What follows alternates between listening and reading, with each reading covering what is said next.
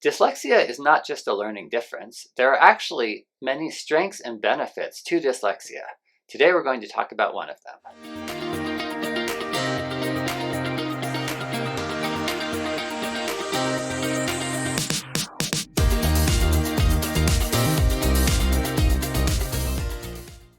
We're Sonia and Nick, and this is Dyslexia Journey, where we help you support the dyslexic child in your life. And today we're talking about some of the positive aspects of dyslexia. And I know some of you watching this are going to be surprised because unfortunately, the positive aspects of dyslexia are not discussed nearly enough, especially in comparison to how much we talk about the struggles that our dyslexic kids face with reading and writing. But the truth is, as scientists are discovering, and as many of us have already observed anecdotally, and as many people with dyslexia have already discovered for themselves, that there are actually many strengths and benefits to the dyslexic brain. And today we're going to dive into one of them in particular. And just a quick caveat before we dive into it, not everyone, of course, with dyslexia is going to have identical strengths here. There's still a lot of variation within the dyslexic population, just like there is within the population of non-dyslexic kids. Yeah, definitely. So the one strength that we're going to focus on today is visual-spatial skills. And this is also sometimes called 3D spatial reasoning and mechanical ability is one way to refer to it. And to start us off today, we just wanted to share with you a quote from The Dyslexic Advantage by Brock and Frenette-Eide. Material reasoning strengths are the 3D spatial reasoning abilities that help us reason about the physical or material world. That is, about the shape, size, motion, position, or orientation in space of physical objects and the way those objects interact. So that's kind of the range of what we'll be covering in today's topic. And so we have our list that we're going to talk about ways this shows up are, sort of anecdotal of what we've mainly observed in our own daughter and, just from what we've heard from other people as well.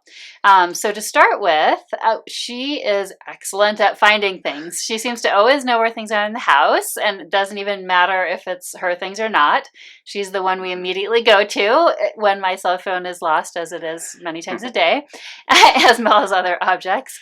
And it's just really noticeable that she has this great memory for where things are. And this is basically, if you think about what that is, it's that she's able to recall the 3D space that she was in and details about it. Mm-hmm. Yeah, and sort of adding on to that strength, often people with dyslexia are not only able to recall 3D spaces in great and accurate detail, they're actually able to visualize 3D spaces they've never seen. And so this can take varied forms. So one example is you can think of like interior design. They're able to visualize what a space would look like with the new furniture arranged in the way that they're envisioning it, or something like fashion design.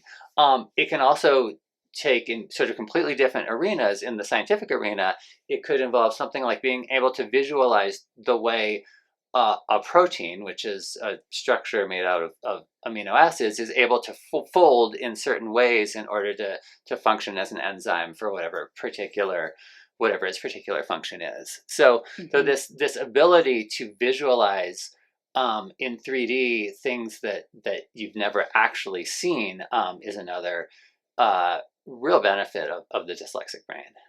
Right. And another way that this 3D visual spatial skill aspect of dyslexia might show up is in sort of practical skills that might require visualization. So our daughter very much likes crafts, for example, including sewing. Woodworking is another example, but it could include all kinds of things, right? So again, it could be something more scientific, and like something like surgery. Like it's very important for surgeons to be able to have this model in their brains of what they're working with in the 3D space, and then be able to do that practically. Yeah, and so that third point is kind of almost combining the first 2 points, whereas you can visualize things that you've never exactly seen before, and then sort of work with it, right? Right, yeah. Exactly. And then this can also lead to dyslexic kids being very good at puzzles, especially 3D Mm-hmm. puzzles. Mm-hmm. So the type of things where you've got the ring, or several rings around the rope, and you're trying to get the rings out without cutting the rope, or those kind of puzzles. I think Mm-hmm. dyslexic kids are especially good at. Mm-hmm. Yeah, and then finally, another aspect or way of thinking about this and how it might show up is in construction or building. And so that could mean, actually building something with wood, for Hmm. example, but we mean it even more broadly than that. So it's like sort of seeing any raw materials and knowing how they can be part of a finished product, Hmm. sort of having that sense for what can be created from them. So maybe a few pieces of wood are already an art piece in their mind, or something, or maybe something more functional like a chair. Hmm. And this is something we definitely observed with our daughter, even from a very young age. I mean, we'd be out uh, uh, in nature, and she'd see some pine cones or pieces of Hmm. wood, and she'd want to collect them, and we didn't really know why. And then she'd come home, and pretty soon she'd have this sort of art piece or something that Hmm. she like had already been envisioning when she saw those pieces. Like she already knew how it was going to go together. Right. And so you might also notice this in things like Lego Hmm. projects, or robotics potentially, or something like that, in addition to lots of different ways that it might show up in art. Yeah. And so it's interesting to think about these 3D strengths, kind of what they all have in common. And we alluded to this a little bit, but what it really is it's um, getting a it's the ability to form a really good mental model of the 3D world. And this is something that uh, is, I think, challenging for a lot of people who aren't dyslexic.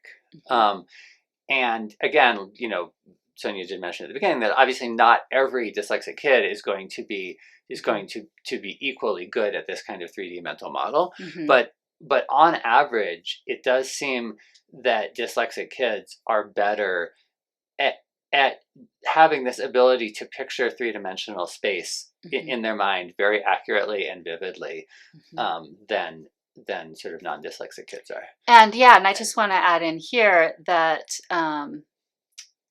John D. Rodriguez, who wrote the book From High School Dropout to Harvard that we mentioned in a previous video, he really, really described that well in his book, the way that he sees 3D space as a dyslexic person. And it was Mhm. very vivid, very much about like all these connections, almost like viewing the whole world as a puzzle. It was really, really interesting.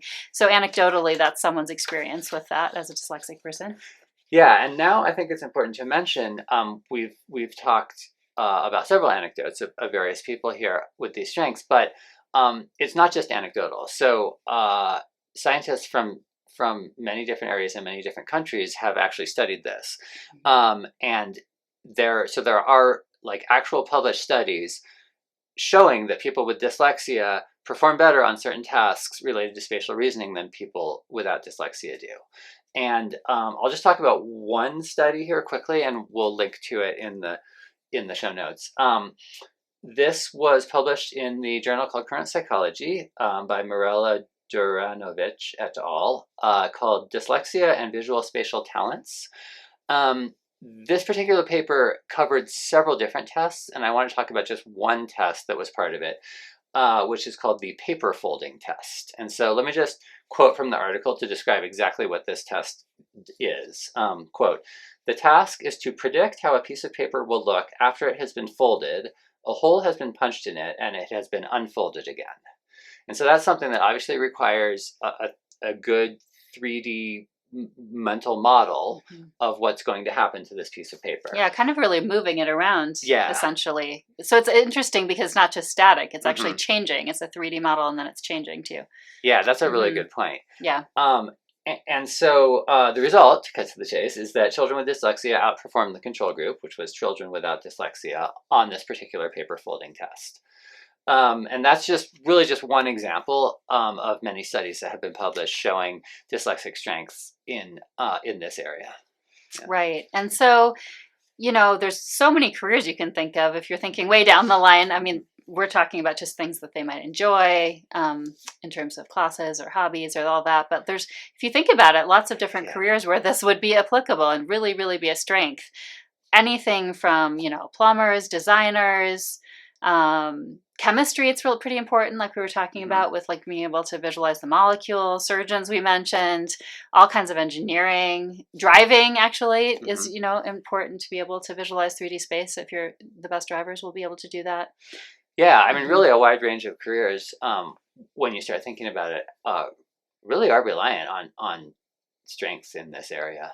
Yeah, if you have any anecdotes about this 3D, what you've seen in yourself or in your dyslexic kid to do with this 3D spatial reasoning, we'd love to hear about it. And we will, of course, in the future, this is part of a series that we're going to do on the positive aspects of being dyslexic. So there will be more to come.